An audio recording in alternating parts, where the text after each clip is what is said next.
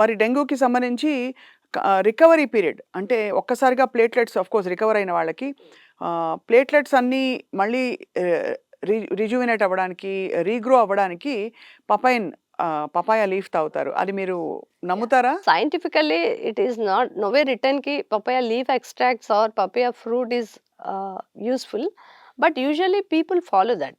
Follow that so and వాళ్ళు they believe that కి మేము తిన్నాం కాబట్టే పెరిగింది అని, but it is fine. Platelets ఆటోమేటిక్‌గా కూడా వచ్చేస్తాయి. Automatically they because bone marrow automatically everyday it produces. Once destruction అయిపోతుంటే వైరస్ ఎవ్రీడే మనకి ప్రొడ్యూస్ అవుతూనే ఉంటాయి.